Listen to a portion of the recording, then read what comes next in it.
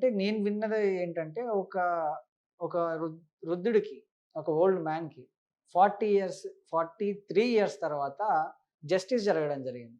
అంటే 43 ఇయర్స్ ఏం చేస్తుంది సార్ కోర్ట్? కోర్ట్ ఏం చేస్తుంది అనంటే గనక, ఇక్కడ దానికి వివిధ రకాలమైన కారణాలుంటాయండి. దాంట్లో ఏంటి అనంటే గనక, వృద్ధుడు అని చెప్పి మీరంటున్నారు.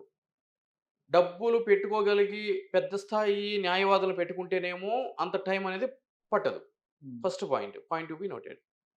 రెండోది ఇంత లేట్ అయింది అనంటే గనక, ఇటువంటి కేసులు ఏం జరుగుతాయి అనంటే గనక, అడ్వొకేట్‌ని పెట్టుకొని వాదించుకోగలిగే శక్తి, స్థాయి, స్థోమత లేని వ్యక్తులు ఏం చేస్తారు అనంటే గనక, ప్రభుత్వమే వాళ్ళకి ఒక న్యాయవాదిని అనేది ఇవ్వడం జరుగుతుంది. సో, ఆ ఇచ్చే క్రమంలో జరిగే వెరిఫికేషన్‌లో లేట్ జరిగి ఉండొచ్చు. హ్మ్. అదే విధంగా కోర్ట్‌లు కేసులు విచారించడానికి కావాల్సినటువంటి న్యాయమూర్తులు గాని, కోర్ట్‌లు గాని, కోర్టు సిబ్బంది గాని లేవు. ఎందుకు లేవు అనంటే గనక రాష్ట్ర ప్రభుత్వాలు, కేంద్ర ప్రభుత్వాలు బడ్జెట్‌లో అమౌంట్ అనేది కేటాయించట్లేదు.